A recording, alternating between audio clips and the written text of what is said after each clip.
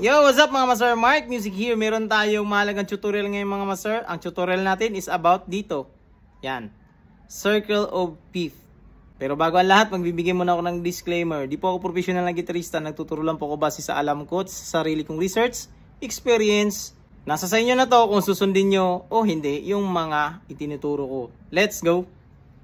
Habang lumalago tayo sa paggigitara natin mga master, naging curious tayo, nagre-research tayo ng mga note. Paano nangyari yung major scale, ano-ano yung mga scale, yan, pentatonic scale, napunta na tayo kung ano, 7 mode, ganyan. At nakita natin ito, yan, yung bilog na yan. Yan yung ating circle of fifth. At na-curious tayo mga master kasi bakit yung C, ang kasunod niya pag clockwise is G. Then G, sunod naman niya D. Hindi siya kagaya ng typical natin na nakikita sa scale na pag C, alam na natin ang kasunod niyan is D, E, F, G, and so on so forth. Yan yung ating scale, yung major scale. Then yan, na-curious tayo, ano ba yan? Bakit tinawag na circle of fifth? At itatakil din natin dito mga master yung circle of fourth. Yan. At yung napansin nyo rin dyan mga master, sa taas niya, example sa C natin, meron tayong mga dot na yan, yung fretboard, may mga dot. Ang dami, napakaraming dot. Yan. So, scale po yan siya mga master. At yung A minor naman dyan sa baba ng C is yan yung kanyang relative scale na minor scale. Yan. Pag titignan natin to mga master is malilito tayo mga master. Pero meron akong isi-share sa inyo mga master para maintindihan nyo to mga master, yung tinatawag na circle of fifth. Yan, pasimplihin lang natin to kung ano yung nakikita natin dyan sa diagram na yan. Yan yung ating gagawin ngayon. Unang gagawin ko is isusulat muna natin yan. Ito na mga master, isusulat na natin mga master dito. Ibibring down natin dito mga master kung paano nangyari yung circle of fifth mga master. Ito. Kung bakit ganyan yung pagkakasunod-sunod niya. Actually mga master, yung circle of fifth na yan is mga major scale. Yan. Major scale yan mga master. So, ang gagawin ko, unang-una is isusulat ko muna yung mga major scale bawat key. Yan. Isusulat ko dito mga master. So, start tayo sa key of C.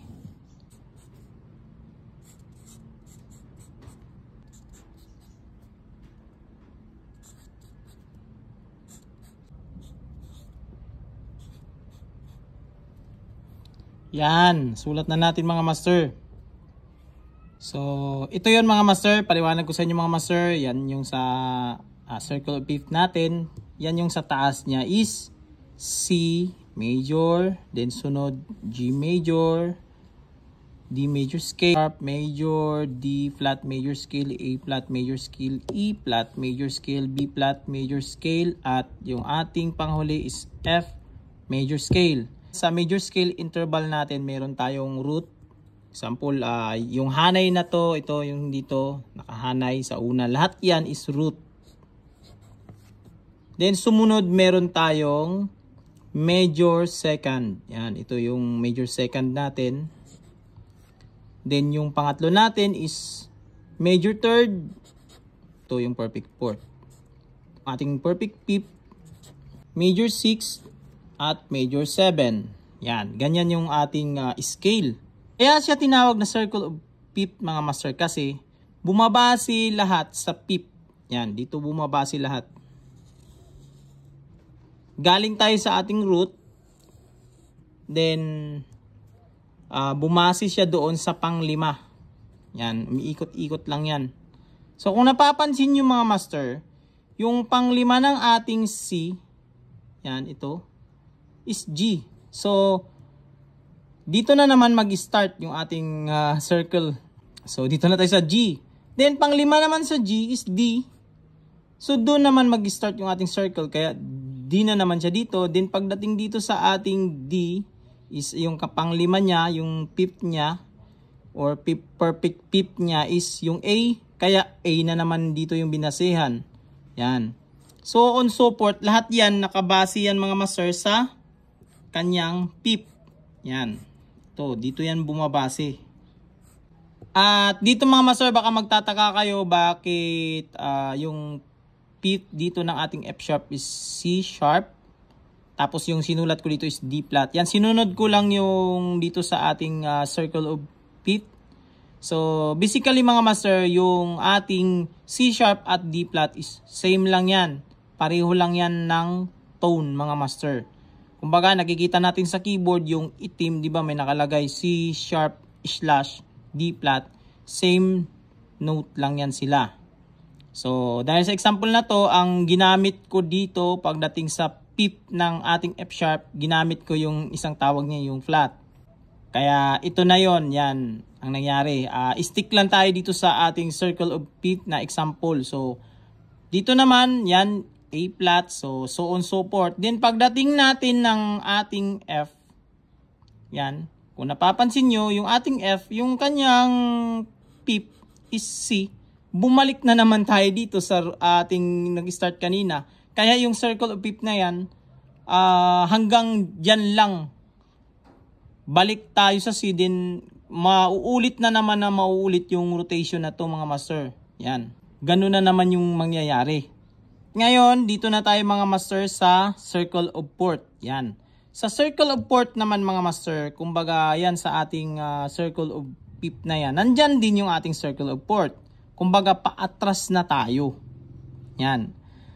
Pag paatras na tayo, ang babasehan naman natin is from root to fourth naman. Parang ganito na siya. Yan ang ating circle of fourth. Yan. From root to fourth. Ito naman. So, kung napapansin nyo dyan mga master, yung ating fourth ng C major natin is F. Kaya, pabalik tayo. So, dito na tayo. Sa baba natin na yung F major natin. So, ito naman yung binasihan niya. Kaya, pagdating dun sa taas niya, yung kasunod niya sa clockwise is B flat. So, on so forth naman yan. B flat, tapos E flat. Yan. Ganun lang nangyayari mga master. Napaka-understandable yan siya mga master. Yan. Unang-una, nahirapan din ako pag-intindi nito kung paano yan. Ano yung nakasulat dyan. So, ganun lang pala. Pag clockwise is circle of fifth yan, ang binasihan. Then, pag counterclockwise is yung ating circle of fourth. Yan. Sana malinaw to sa inyo mga master. Yung nakikita natin dyan sa taas, so may scale yan dyan. So marami, napakarami ng dot dyan. Kumbaga sa atin na nag-start tayo maging curious, hindi yan yung typical na nakikita natin na pag major scale is yung ano lang talaga kung ilan yung nakalagay na major scale. Yung kumbaga sa isang octave, yan lang yan. So yan yung mga dot na yan is actually yan is part din ng major scale. Sample natin sa C. Para mas lalong maintindihan yung mga master na yung mga dot na yan, ito pala yan. So, yan. Understandable na rin ito sa inyo mga master. Naintindihan nyo na rin ito. Yan. Yan yung kanyang scale. Kumbaga, lahat ng mga dot na yan na nakikita pala natin is yan pala yung ating C major scale. Saklaw lang din lahat ng ating C major scale. Yan. Kung napapansin nyo mga master. At ito mga master, meron tayong nakalagay na A minor dyan sa baba. Yung A minor dyan sa baba is actually, yan yung relative minor scale niya. Alam naman natin sa ating A minor is meron tayong A, B, C, D, E, F, G. Yan. Yan yung ating A minor scale which is napaka-relative nila. Obvious na yung mga tinakbuhan ng ating A minor scale is halos magkakapareho yung ating C major scale. Kumbaga, nag-start ka lang dito pag galing ka sa C major scale, dito ka lang nag-start. Kumbaga, isulat natin so on so forth, yan, ganyan. Ganun na rin siya. Parang inversion lang kumbaga ng scale. Yan. So on so forth na yan. Ganun. Ganun din dito. Yan. Pag halimbawa, G o something, dito tayo mag-start. Yan. Ganun din yan. Isusulat din natin dito yung ating scale. So on so forth. Yan. Baga walang hanggan yan, octave. Kaya sila yung fifth na scale, relative, major, at minor. Sana clear to sa inyo mga master. So ganito yun siya mga master. Yung sa diagram na yan mga master, hanggang 7th fret lang tayo mga master. So ito yun. Open E, first fret niya is F, G, yung ating 3rd fret, 5th fret natin is A, yung ating 7th fret is B. Yan. Then move tayo sa open A. Meron tayong open A. 2nd fret natin yung B. At ito na yung ating first root na C. Yan, yung may bilog na puti. So, C. Then, meron tayong 5th fret na D. At 7th fret natin is E. Yan. At move na tayo dito sa ating open D. Meron tayong open D. Then, 2nd fret tayo. Meron tayong E. 3rd fret natin, may F tayo dyan. Then, yung ating 5th fret is nandito yung G. 7th fret natin is A. Yan. Then, move na tayo sa G string natin. Sa G string natin, meron tayong open G. Meron tayong 2nd fret na A. Meron tayong 4th fret na B. At another root natin C dito sa ating 5th fret. At meron tayong 7th fret na D. Yan. At move na tayo sa B. Meron tayong open B. May first fret tayo na root. Yan. At meron tayong D sa ating 3rd fret. 5th fret natin is E. At meron tayong 6th fret. Yan. F yung ating 6th fret. Yan. Move na tayo sa high E sa ating first string. So, meron tayong open E. Meron tayong first fret na F. 3rd fret natin na G. 5th fret natin na A. At yung ating 7th fret na B. Yan.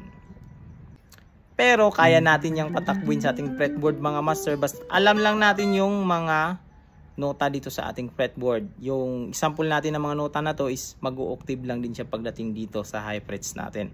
So, hanggang dito lang muna sa video natin na to mga master. So, this is Mark Music. God bless you all. Peace out.